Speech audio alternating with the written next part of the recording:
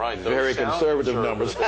Some that we've heard. Yes. You know, of the daily cost for give viewers just a sense. I mean, some of the costs you're talking about when a baby's born that small, obviously earlier than 36 weeks, it could be a virtually normal, but if it's at 29 weeks, oftentimes we're hearing about, or earlier, you're talking about a 1 pound, a 1.5 pound, 2 pound baby. Yes. And I did a PowerPoint a few weeks ago and had my executive assistant to put a picture of a potato on one side of the picture and a small baby on the other side, just to give folks kind of an association or to see what the comparison of the size. But I was fortunate as a honoree for the Champion for Children for Horry Georgetown Tech a few weeks ago, and they had a picture of a baby on the index finger. I said, now that picture is worth 10,000 words. Folks do not understand we have babies just that small. So they require a lot of medication, a lot of physician care, a lot of nursing care, and it's just so expensive. And then we are concerned as they grow and are placed into a transitional unit and ultimately graduate from the NICU when they go home. There are still concerns that the parents have to address, you know, particularly as it relates to the breathing pattern, and they have monitors on them and constant. And then the child might have some mental or behavioral problems as a result of that. So we want to prevent that if we can. Now, some of the causes of prematurity certainly might be the fact that women who've had a baby already, they're predisposed to the mouth of their womb or the cervix, you know, might open up about 16 weeks or about 4 months. And if that's not recognized and addressed, and what I mean by addressed, in other words, having a cerclage or clip put in the cervix to keep it together. And after we put that clip there, you might have heard of Sherrod car clip, and we have the woman to lay down, and we put her in what we call the Trendelenburg position. In other words, her head down lower than the feet. And this takes the gravitational pull off that cervix. And so we keep them in the bed, you know, bed rest for a length of time until the uterus and the cervix have gained the integrity and strength, you know, to allow her to get up. Now, in my day, we kept them in the hospital as long as was necessary. Now, with the managed care situation, you know, we have some challenges keeping them in there. But the point is keeping that mother off her feet and not engaging in sexual activity. And we need to have the significant other, the man, also aware, you know, that he has to be supportive and make sure that she gets that during rest. The entire pregnancy. Not just at the tail end. Entire pregnancy. You're highlighting.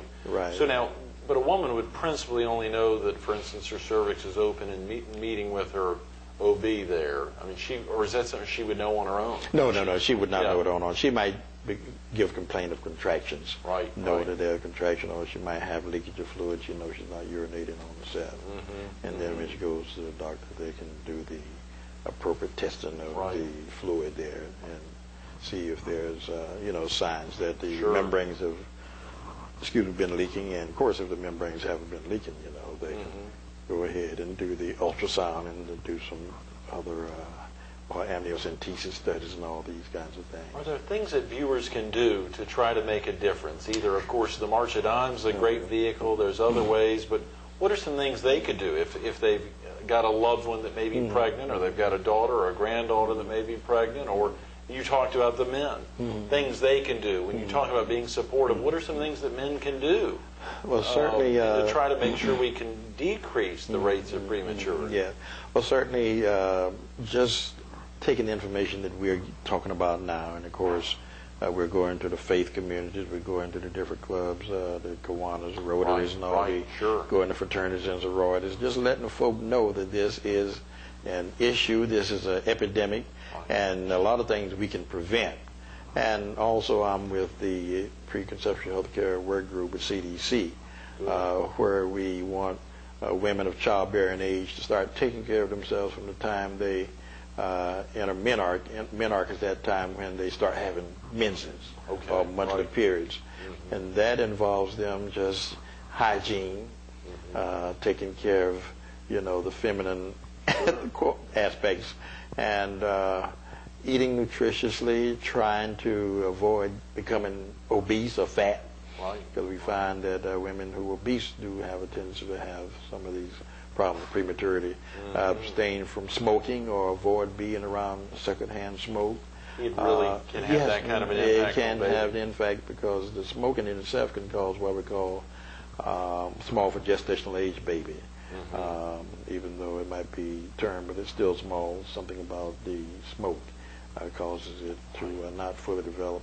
Also, just to avoid having a lot of bladder and kidney infections, because these infections, when a woman starts getting fever and getting warm, the warmth in itself can perhaps irritate the muscles of the uterus and bring about premature labor. And also, basically, women just need to rest more. We are in a society now where we're just so busy doing things that we need to rest, and abstaining from drugs and alcohol, and also intimate partner violence. We find that a lot of women are hit in the abdomen or kicked in the abdomen by their significant other. Is that right? Yeah, we have nationally quite a few women who've died as a result of intimate partner violence. So this is where guys can be very helpful in helping the woman to have good mental state. Absolutely. I'm sure women like to get Dr. Soldiers. I need to slow down and relax. They probably like to hear that, particularly from a pastor as well. You serve both those roles. And of course, we found out in the past few years that a lot of the premature babies are born to women who have their degrees and they've gone on and completed their career, and then they decide they want to have a baby. Mother Nature says that Father Time has taken over, so they tried to overcome that by getting medication that will help them to fertilize egg. They end up getting 4, 5, or 6 eggs fertilized, and then you have these little small babies that are born and kept in the NICU.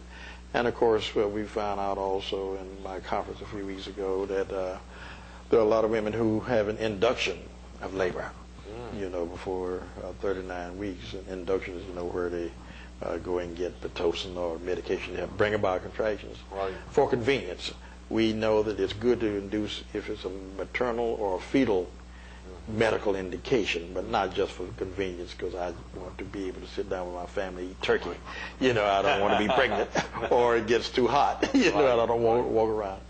So we found out that induction of labor is beginning to be a big problem too. Dr. Stanley, you're not going to believe it. More than 20 minutes have passed already. There's so many more topics to touch. Obviously, if folks want to learn more about prematurity from the March of Dimes perspective, they can call, I think, the 488-3463 number, or go online to marchofdimes.com. If they wanted to get a DHEC support or a Department of Health and Environmental Control, I think you said the scdhec.gov is a good website. Is that right? Is there a good phone number that a viewer could call?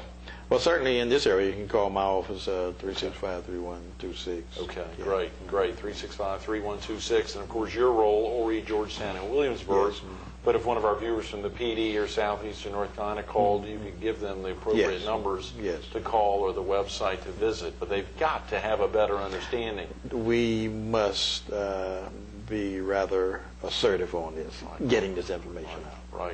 What are some other things that viewers can do if they don't have a loved one that's going through a pregnancy? Or what are some things they can do to help get the word out? And what are some good key tips that they need to say? You've highlighted some of them: the lack of smoking, getting some exercise. And just helping young ladies see the need for getting a quality education. Go on and get a high school diploma. And everybody's not for college, but if they could go to a technical school or trade school and get a skill so that they can help take care of the baby, because children are expensive. And when you think in terms of the car seat you have to buy, you think in terms of the formula, just the cereal. You know, that's expensive, so you need to have a good education. I think by the time you go through education, you mature more so that you can make good moral decisions and judgment. And if we can encourage women to space their pregnancies, at least have 2 years between pregnancies, that will help tremendously. And this is a marathon.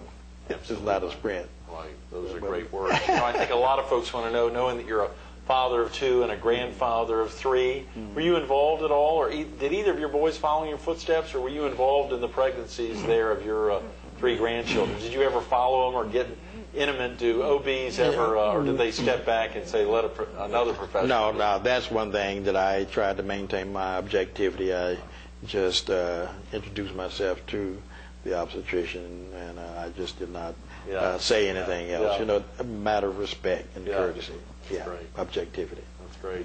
Those are great words. Thanks so much for being with us. I'm sorry we've run out of time. Okay. The time has absolutely flown by. Thanks so much for being with us this morning. You're quite welcome. Stay tuned to more Carolina People with Dr.